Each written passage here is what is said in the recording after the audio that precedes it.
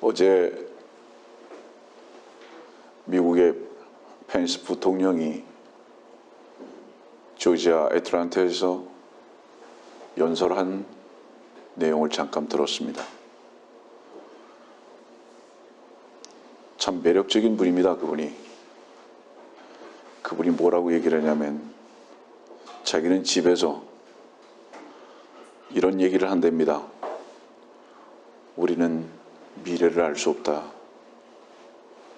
그렇지만 한 가지 분명히 아는 것은 미래는 주께서 주관하시고 또 주님께서 주관하시는 그 미래 가운데 우리가 함께 걸음을 뛰고 있다는 것은 분명하다. 멋진 연설을 했어요. 그 얘기는 무슨 얘기냐면 승패와 상관없이 미래는 주님께 있다는 거죠. 그리고 그 미래를 이끌어 가시는 그 주님 앞에 그가 함께 있다는 것에 대한 그 신앙의 고백이 너무 아름다웠습니다. 얼마나 담대한가요? 그런 사람들의 그 신앙과 담대함은 결과에 연연하지 않습니다. 지금 최선을 다하고 있지만 그 모든 최선까지도 주님의 손에 있다는 것을 분명히 믿는 간증입니다.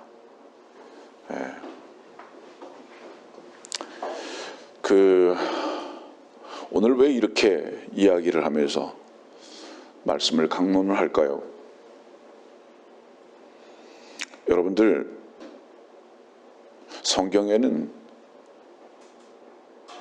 벌레가 나오고 뱀이 나오고 용이 나오고 유니콘이 나오고 황소가 나오고 염소가 나오고 양이 나오고 개가 나오고 돼지가 나오고 많은 벌레들, 파충류들, 짐승들이 등장을 합니다.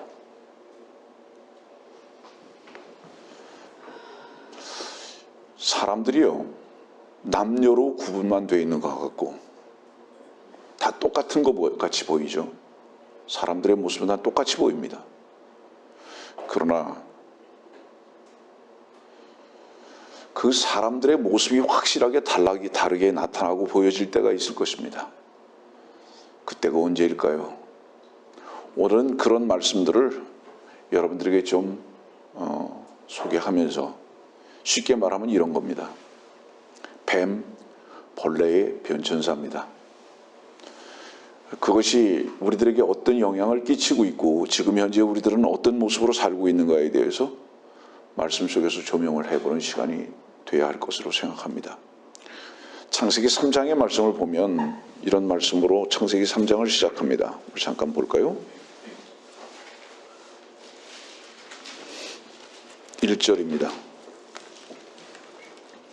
주 하나님께서 지으신 들의 어떤 짐승들보다도 뱀은 더욱 간교하더라. 여러분들, 들에 있는 짐승들은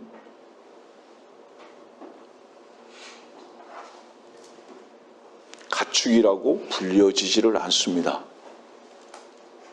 들에 있는 것은 짐승입니다. 짐승과 가축의 차이는 주인이 있고 없고의 차이입니다. 가축은 장막 안에 있습니다. 그래서 이삭은 그 양떼 가운데에서 한 마리를 가져와서 또 염소들 중에서 가져와서 그것을 제물로 받습니다. 나중에 이제 구체적으로 좀 여러분들에게 제시하겠습니다. 그래서 이 들의 짐승들보다도 어떤 짐승들보다도 뱀은 더욱 간교하더라. 이 말씀 속에서 우리가 볼 수 있는 것은 뭐냐면 뱀은 파충류가 아니라 짐승이라고 명명하고 계십니다. 뿐만 아니라 뱀은 가축이 아니라 짐승일 뿐만 아니라 파충류도 아니라고 말씀하고 계십니다. 파충류는 짐승이 아니니까요. 그러면 뱀은 분명히 무엇이냐? 주인이 없다는 뜻입니다. 그리고 이 짐승은 자기 스스로를 주인이라고 여기는 것이 확실합니다. 여러분들 자신의 정체성을 한번 이 말씀 속에서 점검해 보시길 바랍니다. 여러분들은 관리를 받고 있는 양인가? 주인이 있는가? 여러분들의 모든 공급이 주인으로부터 오고 있는가? 아니면 자립하고 있는가? 이런 부분들을 좀 주목해 볼 필요가 있습니다. 2절 말씀 보니까 여자가 그 뱀에게 말하기를 우리가 동산 나무들의 열매는 먹을 수 있으나, 또 뱀입니다.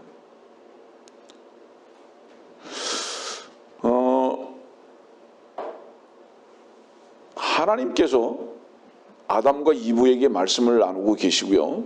아담과 이브는 뱀하고 얘기하고 있습니다. 특히 여기서는 지금 이 이브가 뱀하고 이야기를 하고 있거든요. 무슨 말을 썼을까요? 여러분들은 이미 공부했겠지만은 이때는 히브리어밖에 없습니다. 왜냐하면 노아 이후에 언어가 나누어지기 전까지는 바벨 이후는 히브리어밖에 없습니다. 놀라운 것은 이 짐승도 히브리어를 지금 하고 있습니다. 히브리어를 하고 있어요. 그리고 이브하고 함께 히브리어를 말하고 있습니다. 이것이 의미하는 바가 무엇인지는 굉장히 큰 의미가 있습니다. 사실요. 그러다가 14절 말씀 보니까 주 하나님께서 그 뱀에게 말씀하시기를 내가 이것을 행하였으니 너는 모든 가축과 들의 모든 짐승보다 저주를 받아 내 배로 다닐 것이며 내 평생토록 흙을 먹을지니라.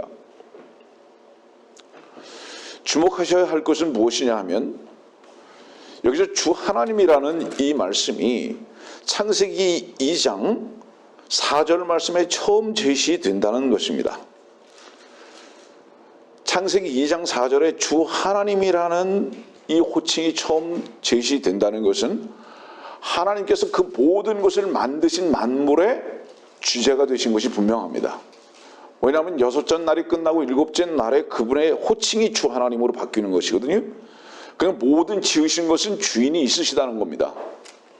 그런데 짐승 뱀만은 그분을 주로 여기지 않은 것입니다. 그래서 짐승이 된 거예요. 그러다가 5절 말씀 보세요. 창세기 3장 5절 말씀 보세요. 너희가 그것을 먹는 날에는 너희의 눈이 열리고 너희가 신들과 같이 되어서, 하나님께서 아심이라 그랬어요. 그리고 신들과 같이 되어서, 이건 뭐를 의미하죠? 주가 필요 없어요. 자기 자신이 주예요. 예.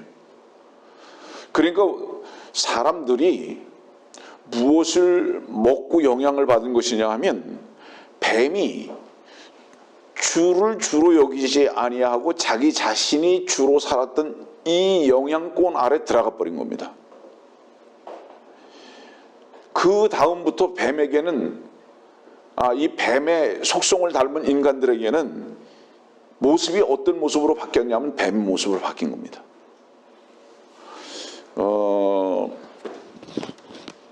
어떤 때는 성경에 많이 그 어려운 부분들이 있어서 이런 부분들을 설명하려면 시간이 너무 많이 걸리는 것들을 참 아쉬움이 있죠. 제가 어디 가서 성경을 가르치는데 포도주와 피에 대해서 제가 설교를 하고 성경을 가르친 적이 있어요. 사람들이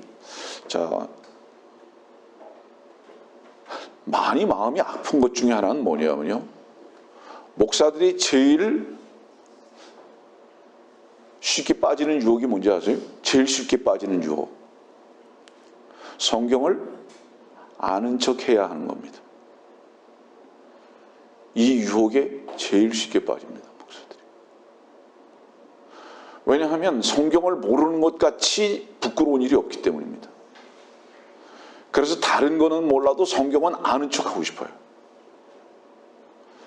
그리고 성경을 가지고 말하는 사람들이 다른 거는 몰라도 나는 성경을 안다고 주장하고 싶은 거예요. 그런데 너무 유감스럽게도 성경을 바로 알고자 하는 사람들도 별로 없다는 겁니다. 알고자 하는 사람들도. 그것은 결국은 성경을 제대로 아는 사람이 없는 세태가 돼버리고 만 거예요. 그런데 이것이 과장이 아니에요. 지금 이 시대의 사실입니다. 제가 자주 이런 말을 하는 것이 참 유감스럽긴 하지만 성경을 목사들이 아는 척 하긴 하는데 정말로 성경을 모르는 거예요. 그리고는 그들이 설교하고 성경 공부 가르친다고 교회 섬긴다고 하고 있는 거예요. 무엇을 가지고 주님을 섬기고 양을 이끌어가고 무엇을 가지고 교회를 섬기냐? 하나님의 말씀을 바로 알아야지 되는 거예요. 이것이 근간이고 시작과 끝입니다. 하나님의 말씀 안에서 먹이고 이끌어가는 것이. 근데 성경을 모르고 한단 말이에요. 단순히 모르는 것이 아니라 오해하고 잘못 가르치고 잘못 이끌어가는 무리들이 너무 많다는 것입니다. 이게 바로 뭐죠? 이것이 거짓 선지자로 결국은 종결될 수밖에 없는 이유입니다. 여러분들이 아는 것보다 훨씬 더 없습니다. 그런 사람들이. 성경을 바로 아는 목사들이 훨씬 더 드물다 이 말이에요. 그냥 아는 척하고 있을 뿐이에요.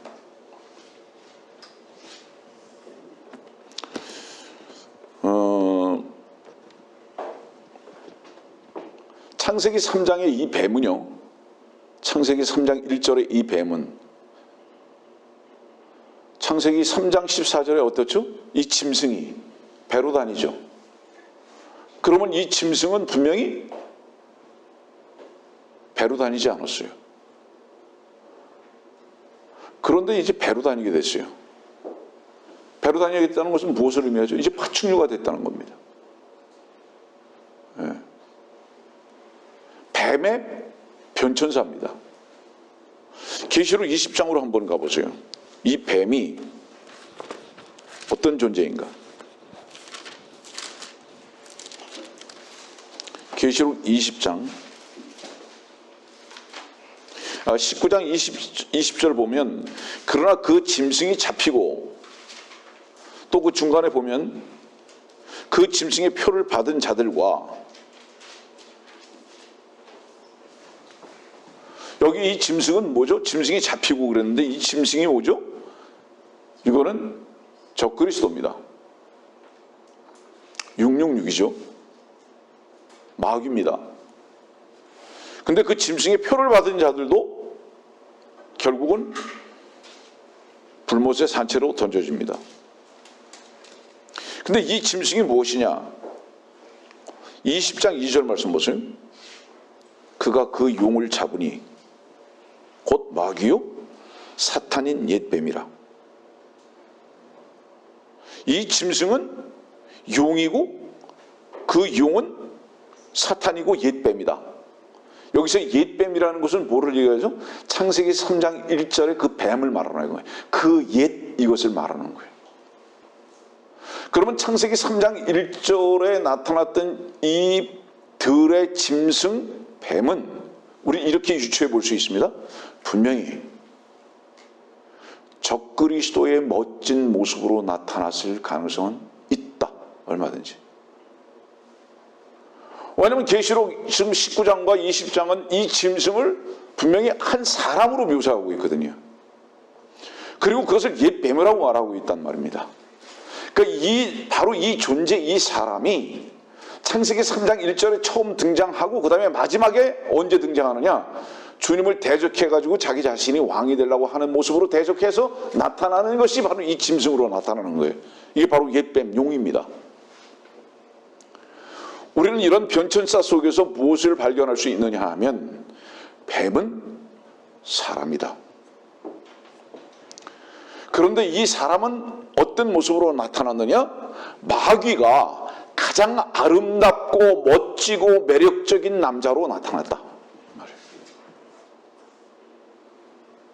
그리고 이 남자는 분명히 자기의 피를 이브한테 전가시켰다. 그래서 사람들은 다 어떻게 됐느냐? 짐승의 유전자를 받게 되었다. 이 얘기입니다. 얘기가. 제가 조금 아까 성경을 모르는 자들에 대해서 얘기를 했죠. 모르는 자들은 겸손해야 하는데 배우고자 하는 자세를 가진 게 있는 게 아니라 따지고 변명하고 또 싸우려고 하는 자세를 가지고 있는 자들이 대부분입니다. 성경을 모르는데.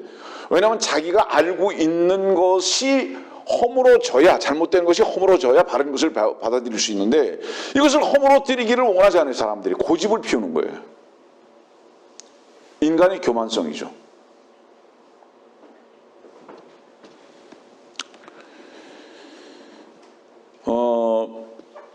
둔갑술입니다.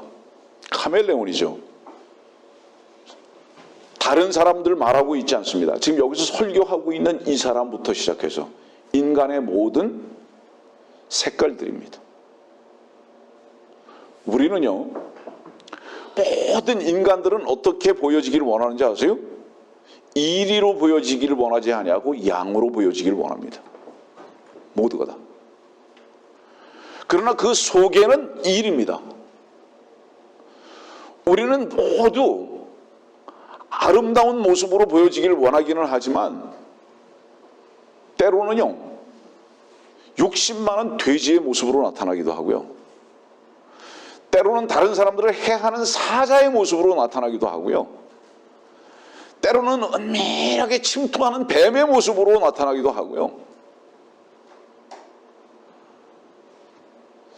우리 속에 카멜레온이 너무 많이 있어요. 예? 우리 내면을 한번 보세요, 여러분들. 목표가 뭐냐?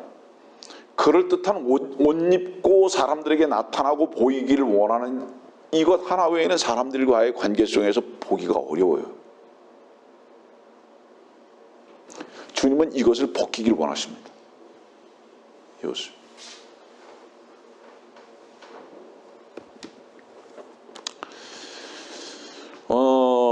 시편 22편의 말씀을 보면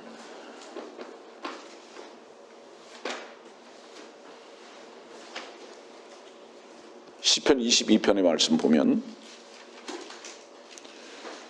본문의 말씀을 들어가기 전에 아엘렛 샤할로 악장에게 다윗의 시 그랬습니다.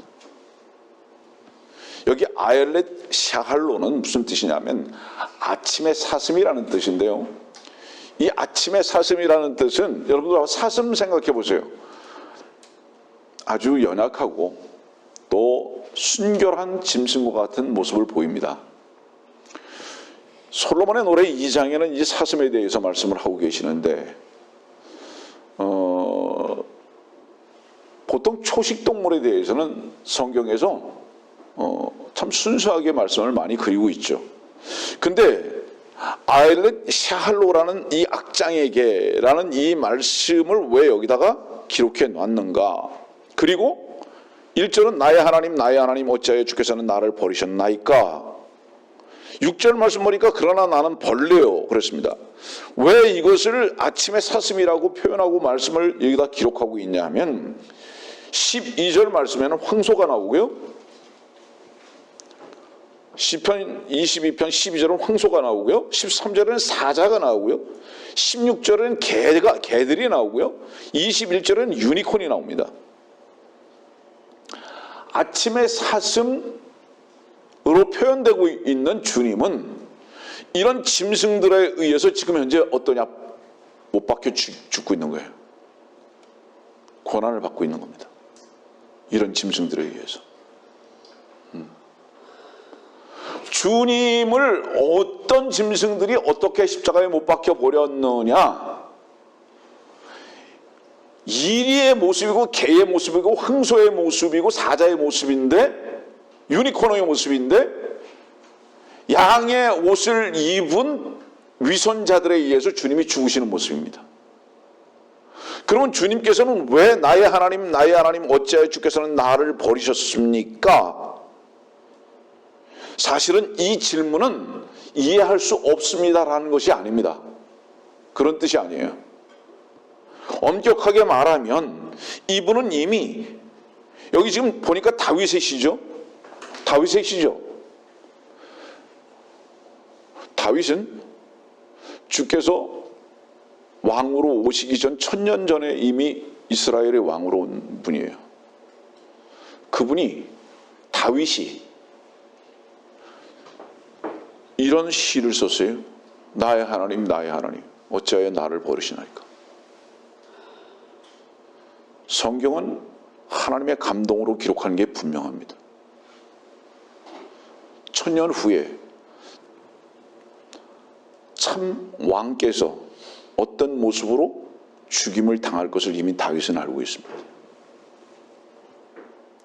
그는 참 아침의 사슴과 같이 연약한 모습이지만 아름답고 순결한 모습인데도 불구하고 사실은 그분은 왜 죽어야 하느냐? 6절 말씀을 그러나 나는 벌레요. 그분은 벌레였기 때문에 죽을 수밖에 없었다 이 말입니다.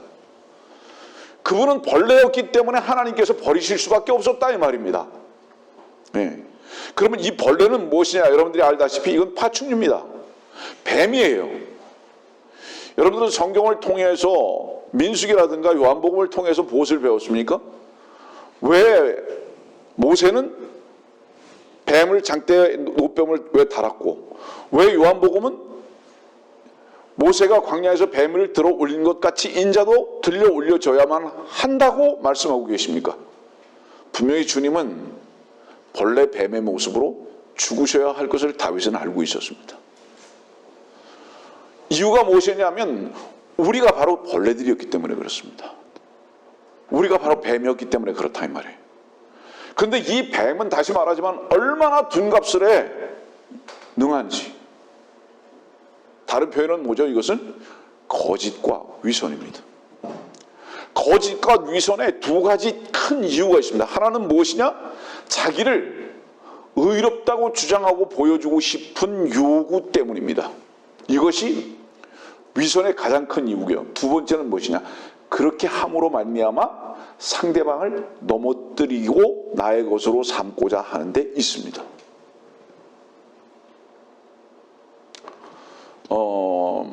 돌이켜 생각해 보면 사람들은요 참 마음이 안타까운 것은요, 여러분들도 한번 생각해 보세요. 저도 저 자신을 말씀을 가지고 조명해 보겠습니다. 여러분들이 필요로 하고 사랑하는 존재들은요, 나쁜 것도 변명하고 감싸고 덮어주고 대체하기에 급급합니다. 여러분들이 사랑하는 존재들을 한번 생각해 보세요. 그것이 여러분들의 가족이나 친구나 여러분들의 어떤 관계성 속에서 중요한 관계를 가지고 있는 사람들, 그런 사람들은 실상 어떤 나쁜 위치에 있다 할지라도 극구 부인하면서 좋은 포상지로 계속 쌓습니다. 그런데 그 관계성이 만일에 여러분들에게서 딱 끊어지잖아요. 그 관계성이 끊어지는 이유는 많은 이유를 찾을 이유가 없어요. 단 하나입니다. 저 사람으로 인해서 내가 이익을 볼 것이 없다. 이거는 감정적으로나 물질적으로나 자존심적으로나 어떤 것도 저 사람으로 인해서 내가 얻을 게 없다라고 생각하면 딱 손을 긋습니다. 오랜만에 제가 한자를 잠깐 말할게요. 이 한자의 불자 있죠? 불자. 성경의 불자는요, 이쪽의 사람하고 이쪽의 사람하고 딱 손을 그어버리는 거예요. 통하지 않는 거예요. 그게 한자의 불이에요. 인간들끼리 없으면 안 돼요. 이게 원래 이 인자는 서로 기대고 사는 존재들인데, 이 기대고 사는 이 존재로 인해 가지고 뭔가 내가 손해 볼 것 같으면 가운데다가 줄을 딱 걷버려요. 그리고 분리해 버리는 거예요. 한순간에 그렇게 돼버립니다, 여러분들. 그 한순간은 그걸 무엇으로 결정하느냐? 자기의 이익과 기쁨과 즐거움에 의해서 결정합니다. 그리고는 예전에는 그렇게 변명하고 감싸주고 오히려 선하다고 하고 아름답다고 그렇게 굳이 평가해 주던 그 사람이 이제는 어때요? 아름다운 모습까지 가장 흉악한 모습으로 바꿔줘서 평가합니다. 그래서 인간의 평가는 절대로 공정한 추가 없는 겁니다. 공평한 추가 없어요. 왜냐하면 인간은 다 각자 자기 자신의 이익에 따른 추만을 가지고 있기 때문에 그렇습니다. 그래서 인간의 말은 어떤 것도 믿을 수 없어요. 그 사람이 선하다고 하는 그 사람도 악하다고 하는 그 사람도 믿을 수 없는 이유는 뭐냐면 그건 그 사람의 이익에 따른 평가일 것이 분명하기 때문입니다. 주관적인 평가. 이렇게 인간들은 다른 사람들 앞에 선하게 보이고 좋게 보여서 자기 자신이 좋은 평가를 받기를 원할 뿐만 아니라 그 평가성 속에서 그를 무엇인가 그에게서 취하고자 하는 이 요구 외에는 없기 때문에 그렇습니다.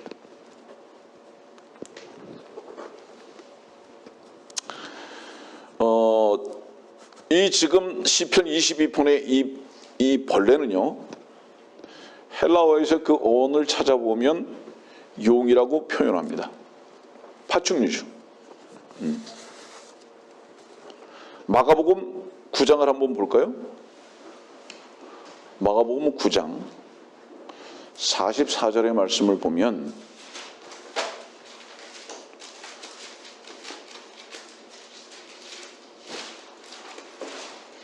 그곳에는 그들의 벌레도 죽지 않고 불도 꺼지지 아니하느니라. 여기 이 그곳은 어디냐면 지옥입니다. 그들의 벌레.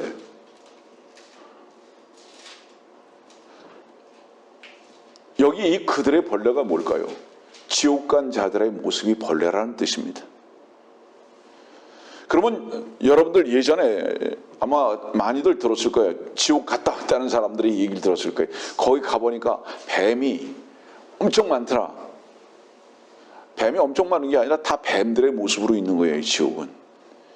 이유가 무엇인지 아세요? 뱀의 생명을 받았기 때문입니다. 이 뱀은 뭐죠? 그러면 옛뱀입니다. 용. 우리가 거듭나야 하는 이유가 뭔지 아세요?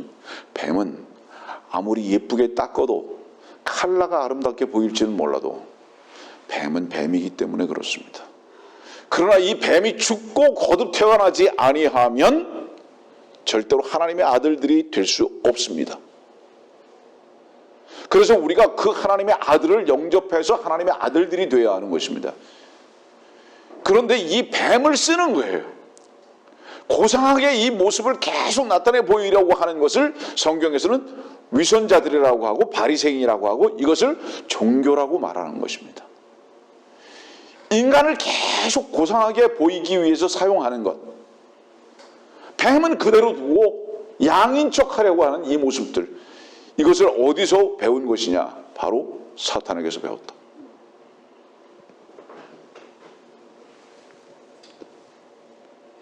그런데 주님께서 바로 이 뱀이 되신 것을 우리는 시편 22편에서 볼 수 있습니다. 이 뱀은 들에 있다고 그랬죠? 성경에요. 창세기 4장 8절에 들이 처음 제시됩니다. 카인이 들에 있습니다. 카인이 들에 있을 때 아벨이 카인을 찾아갑니다. 아벨은 어디 있었죠? 분명히 아버지의 장막에 있었습니다. 그 아버지의 양을 키우고 있었거든요. 근데 이 아벨이 카인이 있는 들로 가요. 이 들은 마태복음 13장에는 밭이라고 표현되고 있고 세상이라고 말하고 있습니다. 그러면 짐승은 어디 사는 자들이냐 하면 들, 밭, 세상에 사는 자들입니다. 다른 성경을 보면은요, 창세기 10장에 있는 말씀을 한번 여러분들 찾아보세요. 창세기 10장이나 창세기 25장 같은 경우, 우리 창세기 25장을 한번 찾아볼까요? 창세기 25장.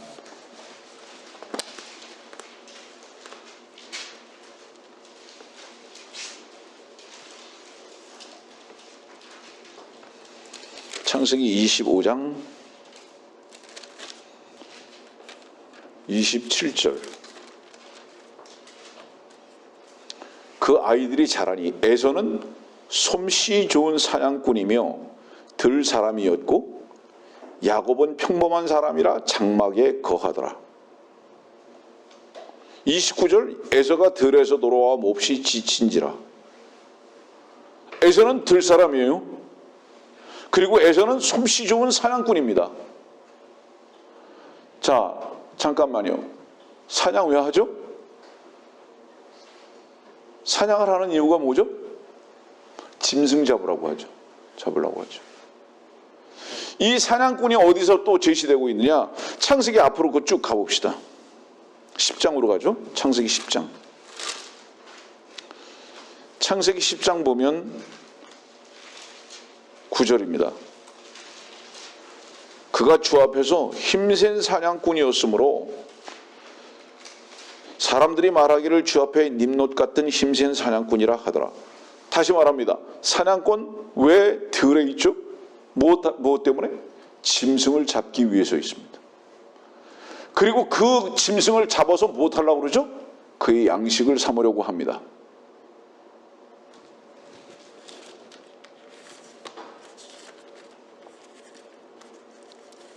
창세기 3장으로 가볼까요?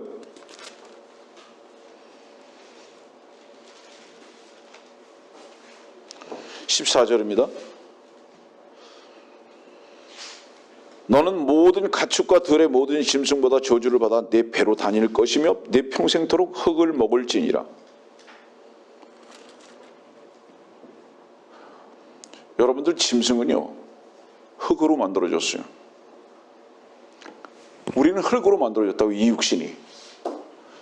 그리고 이 흙으로 만들어진 이 육신이라는 이 짐승을 잡아서 양식으로 삼기 위해서 계속 불화살을 쏘고 있습니다. 에베소서에 있는 말씀대로. 그 불화살이 어떤 화살인지 아세요, 여러분들?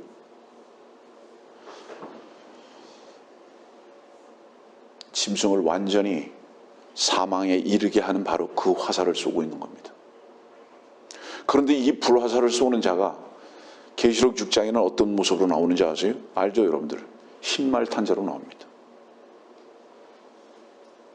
고상하고 아름답고 순결하고 그런 모습으로 나타납니다. 오늘 처음 우리는 이렇게 소개해드렸죠. 뱀의 변천사라고. 자, 이 정도까지만 여러분들에게 말씀을 드려도 이 뱀, 이 사탄은 무엇으로 나타나고 있느냐? 사람을 양식으로 삼으려고 하는 사냥꾼들로 나타나고 있습니다. 이 뱀. 사람들은 어떤 사람들에게, 어떤 짐승에게 먹이가 되는지 아세요? 양같이 느껴지는 짐승에게 먹잇감이 되는 겁니다.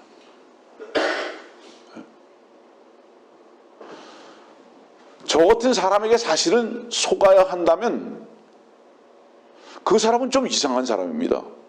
왜냐하면 저는 아예 짐승의 모습으로 벌거벗은 자거든요. 옷을 입지 못했어요, 아예. 예전에 몇 달 전에도 제가 그 설교했지만 털 깎인 양의 모습이란 말이죠. 예. 속아서도 안 되며 속을 수도 없어야 합니다. 그런데 수만 명의 사람들이 모이는 자들이 있어요. 특히 캐톨릭의 수장은 짐승 중에 백마 탄자입니다. 가장 선해 보이고 가장 능력 있어 보입니다. 다 모이죠, 그게. 근데 그런 모습으로 나타나는 이유는 육신의 몸을 입은 짐승들을 취해서 먹이로 삼기 위한 데 있습니다. 다른 면을 잠깐 여러분들에게 질문을 하면서 설명해 나갈 것입니다. 짐승은 주인이 없다고 그랬죠. 그러면 가축은 뭐가 있죠? 주인이 있죠. 그러면 가축의 짐승을 뭐라고 호칭하죠? 목자라고 호칭하는 겁니다. 그래서 목자는 모든 것을 책임집니다. 먹을 것, 마실 것, 길을 인도하는 것, 이리로부터, 사자로부터 보호하는 것, 모든 보장입니다. 이 말씀 속에서 우리들이 한 가지 우리 자신들을 조명해 봐야 할 것은 무엇이냐, 점검해 봐야 할 것은 무엇이냐. 하나님의 관리하심과 인도하심을 따라서 사는 것. 그분이 분명 나의 목자고 그분이 나의 모든 것을 책임지고 있는 것이 확실한가?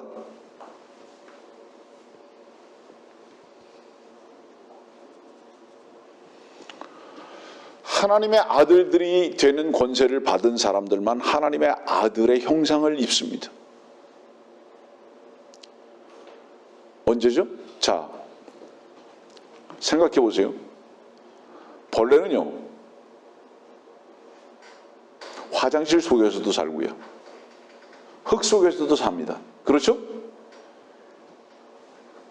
뱀이 꼭 그렇잖아요. 구멍 속에 살잖아요. 어두움이죠. 그러다가 밖으로 나오기도 합니다. 나오는 이유는 뭐죠? 사냥하기 위해서 나옵니다. 그런데 그 뱀이 허물도 벗습니다.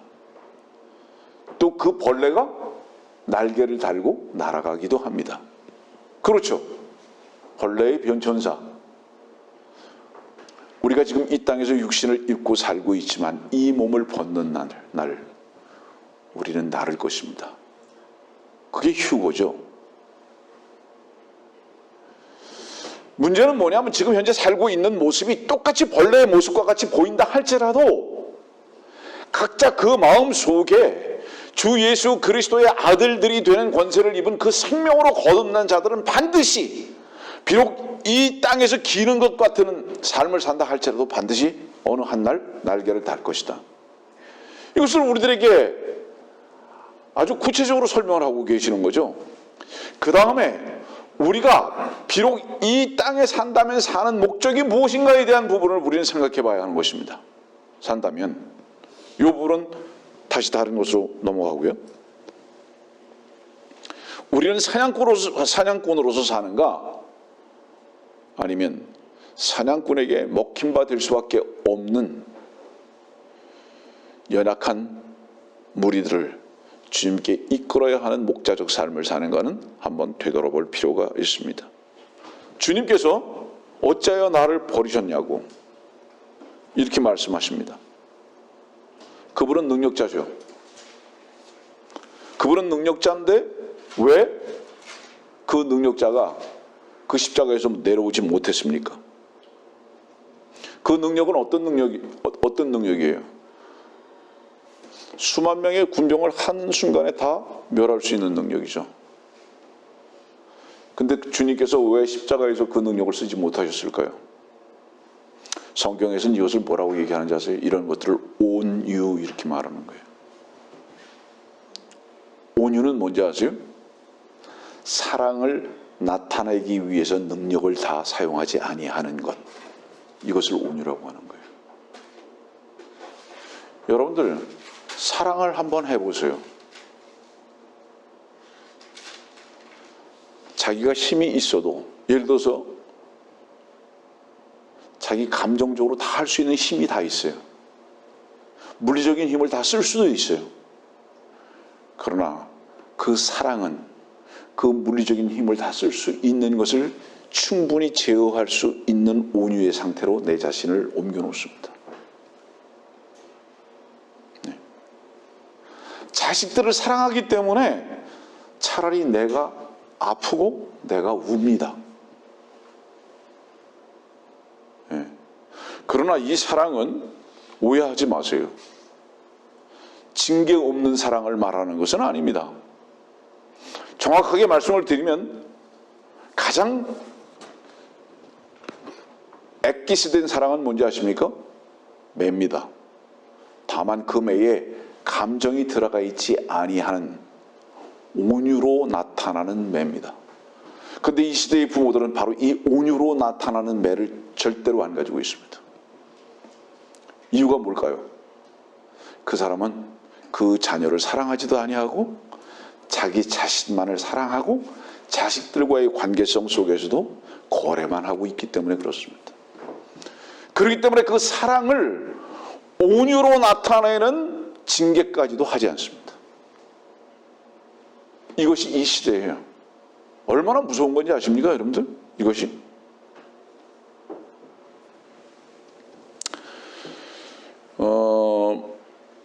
왕이 지금 십자가에서 죽고 있어요.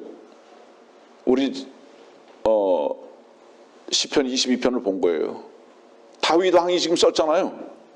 그 왕이 지금 십자가에서 죽는 모습을 보여주고 있는데, 근데 요한복음 6장에 있는 말씀을 보면 15절에 이런 말씀이 있어요. 그러므로 예수께서는 그들이 와서 자기를 억지로 데려다가 왕으로 세울 줄 아시고 혼자서 다시 산으로 가시니라.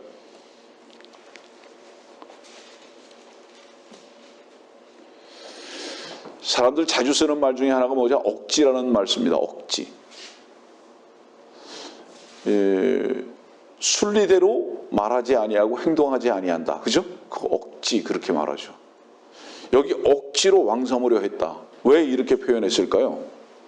왕은 인간이 세우는 게 아니라는 뜻이죠. 왕은 하나님께서 세우시는 것이라는 뜻이죠. 모든 권세는 가장 위 권세이신 하나님께서 내려주시는 것이지, 왕은 스스로 무엇인가 치우려고 하고 내 스스로 높아지려고 하는 그런 노력이 아니다. 그건 다 억지다. 자, 여러분들 보세요. 우리가 세상을 살면서 정말로 힘들다면 유일하게 이유는 하나입니다. 억지 때문이에요. 억지. 무엇인가를 내 스스로 하려고 하는 이 추구 때문에 힘든 겁니다. 하나님께서 먹이시고 입히시고 이끌어 가시고 선대하시는 그 삶 속에서 살기를 원하는 자들은 절대로 억지가 없어요. 항상 감사할 수밖에 없습니다. 그런데 이 억지는 어디서부터 온 것이냐 하면 이사야서 14장부터 온 거예요, 여러분들. 이사야서 14장은 내가 높은 곳에 올라 계속 추구하는 거지. 이게 억지죠. 이게 억지죠. 자기 스스로 높아지고자 하는 거죠. 권위는 하나님께서, 가장 높으신 분은 하나님께서 내려주시는 것인데 자기 스스로 무엇인가 하려고 그랬더니 이 억지를 쓰기 시작한 거죠. 누가? 루시퍼가. 다른 면을 봅시다, 여러분들. 바벨탑은 위에서부터 내려오지 않았어요. 밑에서부터 쌓아 올라갔어요. 다 억지죠. 밑에서부터 쌓아 올라가는 이 모든 것은 억지로서 순리의 하나님으로부터 전부 다 파괴될 것입니다. 그리고 마지막에는 헛되다라는 고백을 할 수밖에 없는 바로 이것입니다. 그래서 결국 억지로라는 것은 이 바벨이라는 바벨탑 안에 사는 모든 인간들의 추구거든요.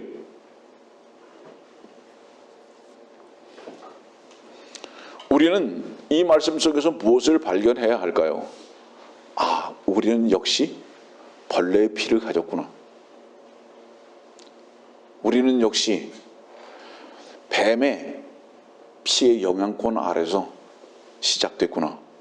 우리 이것을 배우는 거죠. 요한복음 19장 30절 말씀 여러분 한번 찾아보세요. 뭐라고 말씀하시냐?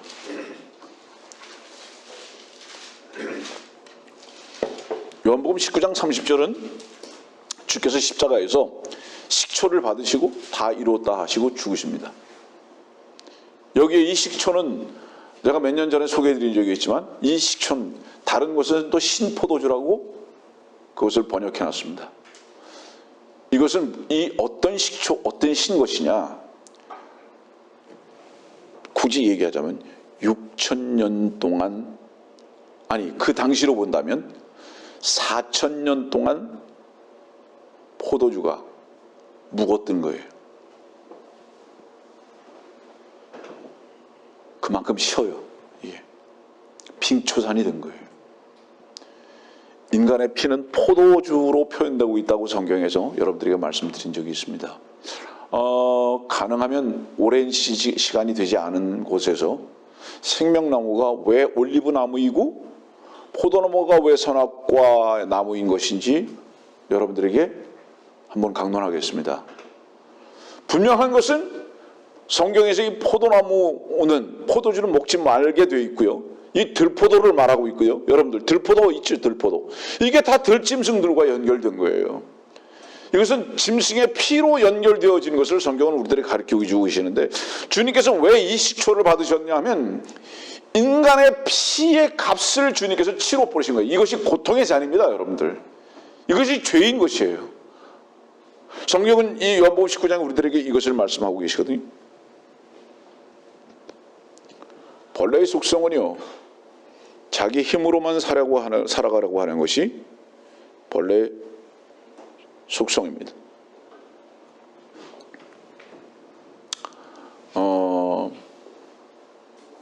주님은 참포도나무시죠. 우리는 참포도나무에 붙은 가지들이고 열매들입니다. 솔로몬의 노래는 여러분들 이 장을 보시면은요, 포도원의 여우를 잡으라고 합니다. 이것은 새 생명 안에서 거듭난 주의 보혈 안에 사는 사람들을, 교회를 말하는 거예요. 거기 그 포도원에 여우가 들어왔다고. 그 여우는 뭐예요? 여우가 뭐라고 그러죠? 포도원에 왔다가 뭐라 그럽니까?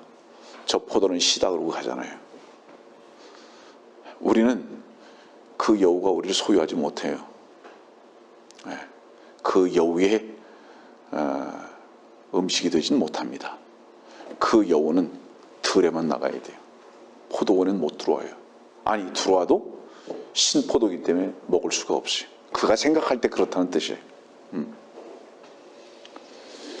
고린도후서 13장 말씀 보십시다. 고린도후서 13장 4절. 그분은 약하심으로 십자가에 못 박혀지셨지만 하나님의 능력으로 살아계시느니라. 우리 역시 그분 안에서 약하지만 너희를 향한 하나님의 능력으로 그분과 함께 살 것이라. 여러분들, 이 말씀은 십자가에 못 박혔지만 하나님의 능력으로 살아계시고, 약하지만 하나님의 능력으로 그분과 함께 살 것이고, 이 말씀을 여러분들에게 읽어드린 이유는 뭐냐 하면, 성경은 모든 것이 절망에서 소망으로, 어두움에서 빛으로, 실패에서 성공으로, 죽음에서 부활로,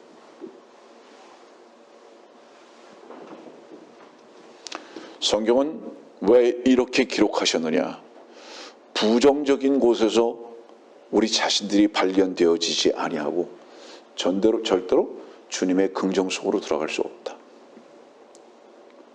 우리가 벌레의 위치에서 절대로 먼저 발견되지 않으면요, 하나님의 아들들의 위치로 옮겨질 수 없다는 것을 보여주고 계시는 겁니다.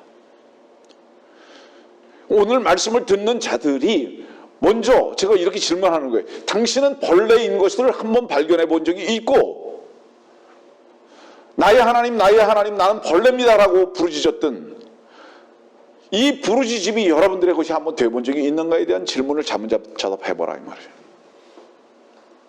벌레가 되어본 적이 없는데 어떻게 하나님의 아들들이 될 수가 있겠는가? 성경은 여러분들에게 자주 말하지만 어두움으로 시작돼서 빛으로 나오는 거고요. 죄를 모르는데 어떻게 의롭게 될 수 있겠으며, 벌레의 위치에서 한 번도 발견되지 않았는데 어떻게 하나님의 아들들이 될 수 있겠는가?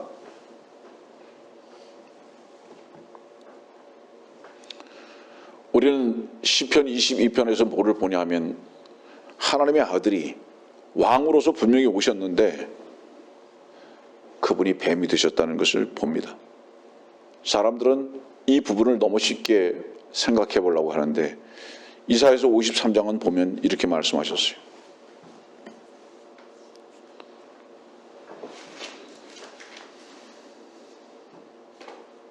그는 모양도 우아함도 없으시고 흠마을 아름다움도 없고, 그는 사람들에게 멸시받고 거부되었으며 슬픔의 사람이고 질고에 익숙한 사람이라.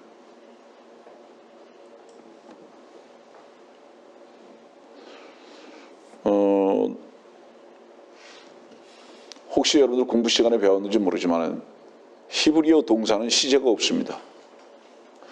지금 이사야서 53장은 주님이 오시기 전 740년 전에 이사야 선지자잖아요. 주님이 오시기 전 740년 전의 선지자인데, 이 740년 전의 선지자 이사야가 이미 이루어진 것, 주님의 십자가 사건이 이루어진 것으로 표현하고 있습니다. 과거 시제로. 앞으로 750년 후에 있어야 할 그 일을 과거 시제로 이미 말하고 있다고요. 그 이유가 무엇이냐? 히브리어 동사는 시제가 없어요. 왜일까요? 하나님의 말씀은 영원하시기 때문입니다. 하나님은 영원해요. 예. 그래서 그분은 어제나 오늘이나 영원의 변함이 없으신 분이에요. 동일하신 분. 우리들 속에서만 어제가 있고 오늘이 있고 내일이 있는 거예요. 그래서 지금 이 이사야 선지자는 그렇게 말씀하고 계시는데요.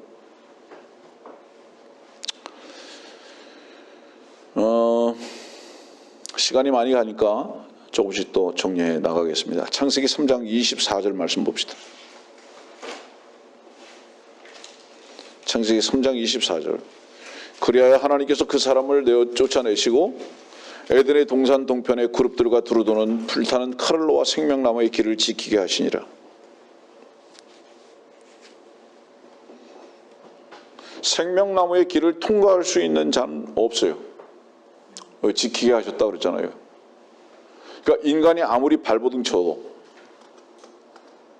아부를 해도 절대로 생명나무의 길은 하나님께서 지키고 계시기 때문에 접근할 수가 없습니다. 접근할 수 있는 유일한 조건 뭐죠? 죄의 삭을 갚아야 합니다. 왜냐하면 이 창세기 3장에 생명나무의 길을 지키신 이유는 죄 때문에 그렇거든요. 그럼 죄의 삭은 뭐예요? 생명나무를 얻지 못하고 사망입니다. 먼저 사망 죽지 아니하면, 그 죄의 삭을 치르지 않으면 절대로 생명나무에게 접근할 수 없어요. 그렇기 때문에 생명의 주께서는 고린도후서 5장 21절에 하나님께서 죄를 알지도 못하는 그를 우리를 위하여 죄로 삼으신 것은 우리로 하여금 그 안에서 하나님의 의가 되게 하려 하심이라.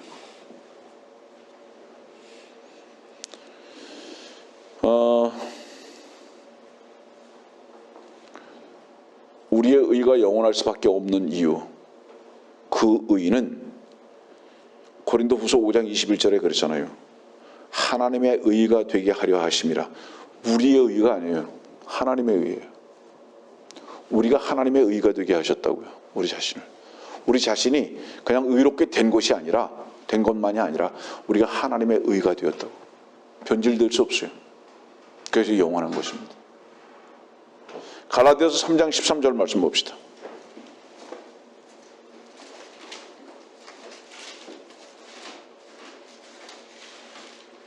그리스도께서 우리를 위하여 저주가 되셔서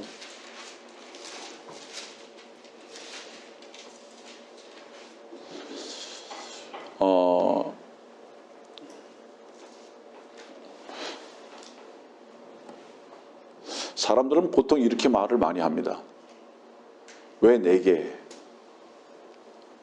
이런 일이 있느냐고. 이런 말 많이 하거든요. 다른 사람들은 다 잘 사는 것 같은데 왜 나는 이러냐. 저는 그런 사람들이 혹시 있다면 역으로 이렇게 질문해 봅니다. 당신만 유일하게 기쁨을 얻었을 때도 왜 내게만 이런 기쁨이 있을까라고 말해 본 적이 있는가?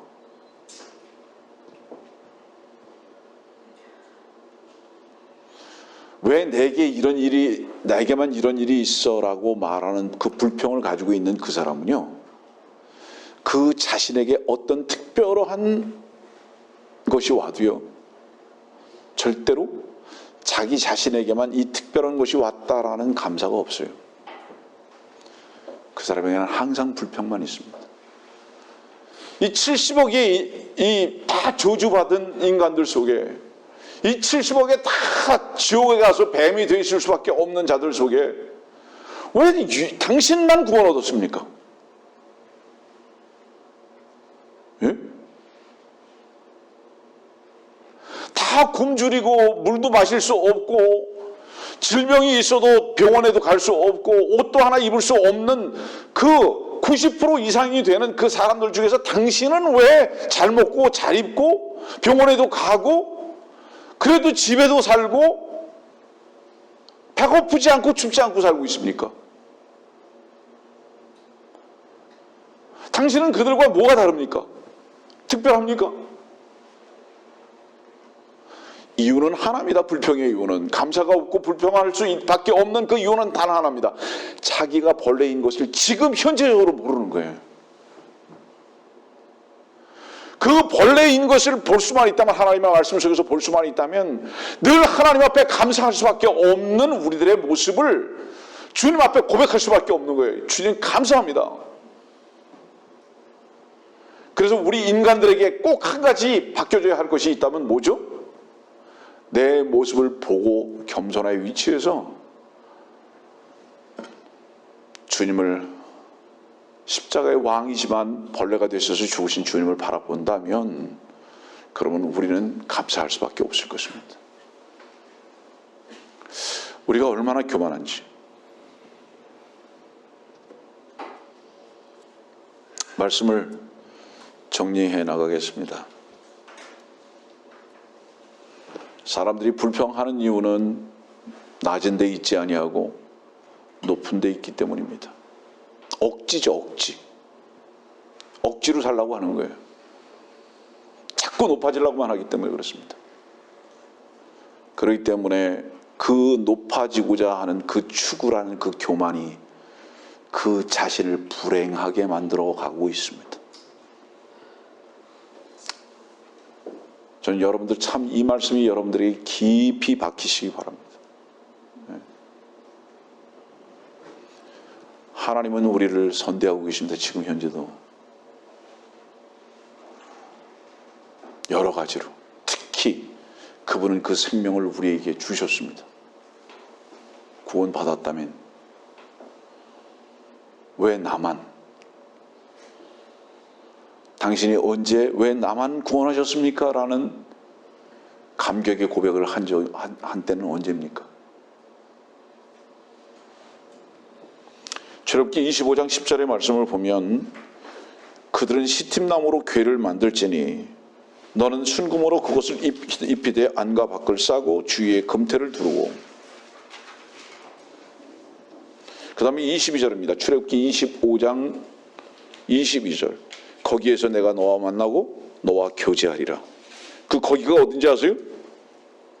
시팀 나무가 나오고요. 그 다음에 거기에서 내가 너와 만나고 또 내가 자비석 위 증거계 위에 있는 두 그룹 사이로부터 너와 교제하리라.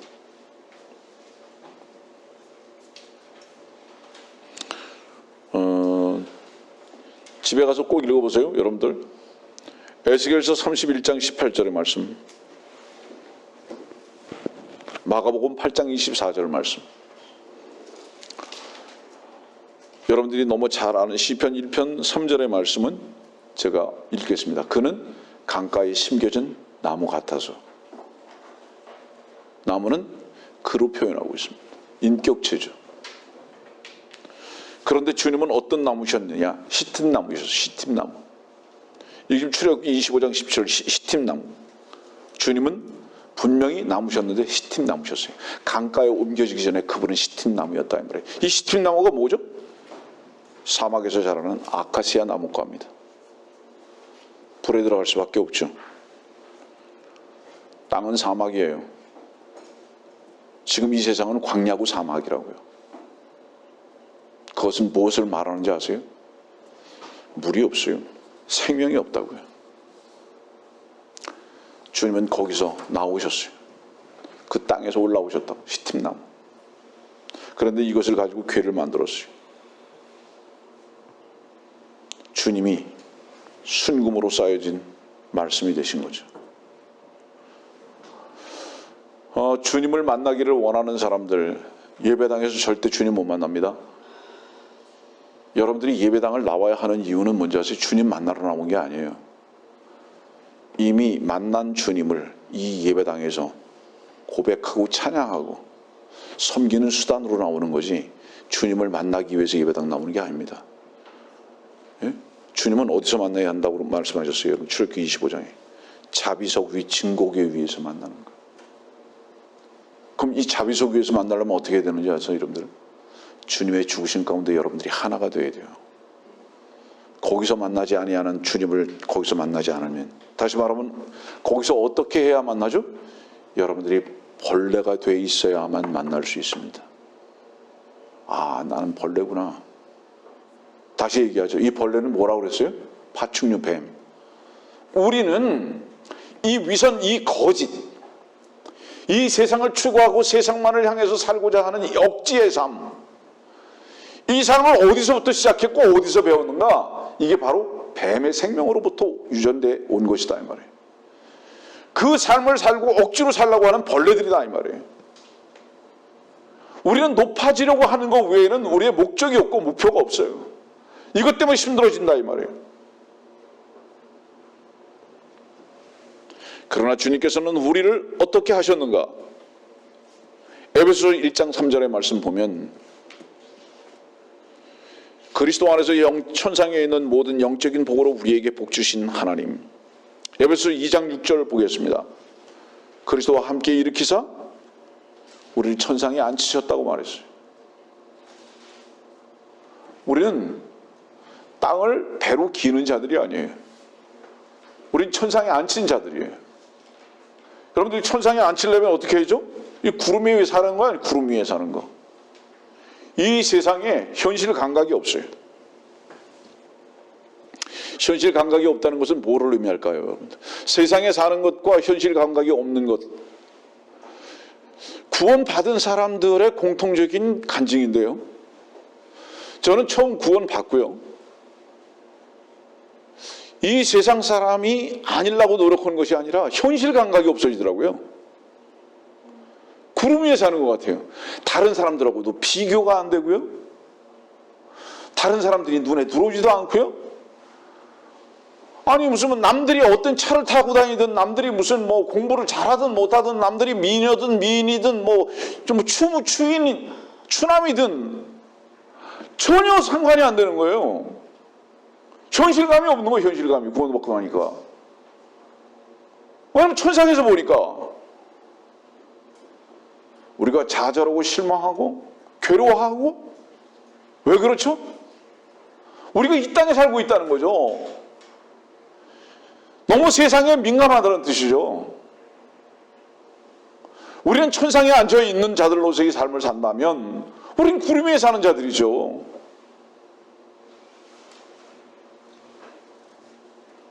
우리에게 왜 슬픔과 고난과 염려와 시비, 시기와 질투와 미움과 판단과 왜 이런 것들이 있는 거예요?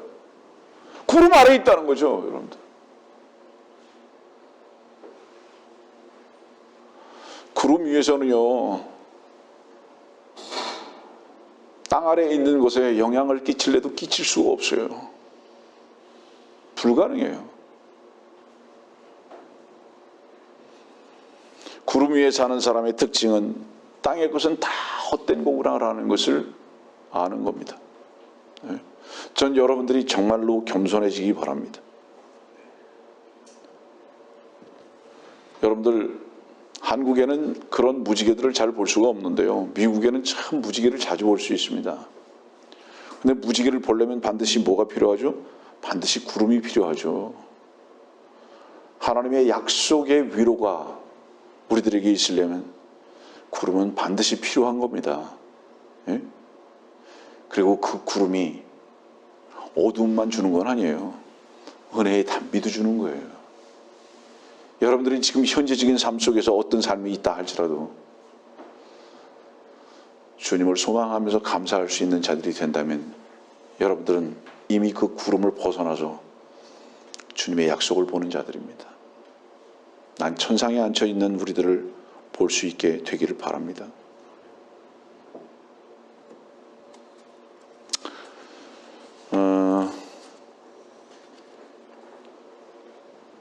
말씀을 마칠게요.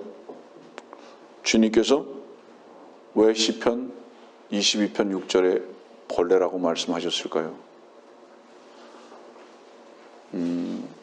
물고기를 잡으려면 꼭 벌레가 필요합니다. 네. 그런데 그 벌레에다가 무엇을 숨겼죠? 고기를 잡는 바로 이 바늘을 숨겼죠. 주님은 벌레로 오셨어요. 육신의 몸을 입고 오셨다고요. 그러면 창세기 3장에 배로 다니면서 평생 흙을 먹어야 할 이 뱀이 주님을 삼켜버린 거예요. 아, 저거 먹으면 만족하겠다. 저건 왕이지. 응? 저 구더기를 먹으면, 저 벌레를 먹으면 나는 이제 됐다. 모든 목적은 달성된다. 라고 생각했기 때문에 육신의 몸을 입고 인자의 몸을 입고 오신 주님을 십자가에다 못 박고 덥석 물어버린 거예요. 근데 그 속에 무엇이 감춰져 있었습니까? 낚시 바늘이 감춰져 있던 거예요. 그래서 그 용의 아가리를 꿰인 겁니다. 욥기에 있는 말씀이죠. 예? 그래서 그 용 아가리에 이 낚싯바늘이 끼어서 주님은 먹이가 되셨지만 다시 그 큰 물고기 뱃속에서 나오시고요. 부활하신 거 말하죠. 그리고 그 뱀은 죽었습니다. 십자가에 심판받은 거죠. 주님은 왜 벌레로 오셨는가? 우리를 먹고 사는 이 뱀, 이 짐승의 이 먹이가 대신 되셔서 당신 스스로 죽으시고 우리를 그 아가리 속에서 영원히 건지시키기 위해서 벌레로 오셨다고 말씀하십니다. 여러분들, 주님은 왜 시팀나무가 되셨고 주님은 왜 벌레가 되셨고 주님은 왜 그러셨을까요? 바로 우리의 모습이 그 모습이었기 때문에 그렇습니다. 우리는 오늘의 말씀을 통해서 무엇을 볼 수 있어야 하느냐? 먼저 벌레의 모습을 먼저 발견할 수 있어야 합니다. 그래야 주께서 왜 오셨고 우리를 대신하신 것이 무엇인지를 알 수 있는 것입니다. 벌레의 변천사, 우리는 그 모습이 우리 속에 아직도 남아있다면 이 부분을 주의 말씀 속에서 날마다 그 말씀의 칼로 제거하고 자기 자신을 부인하는 삶을 살아야 할 줄 압니다.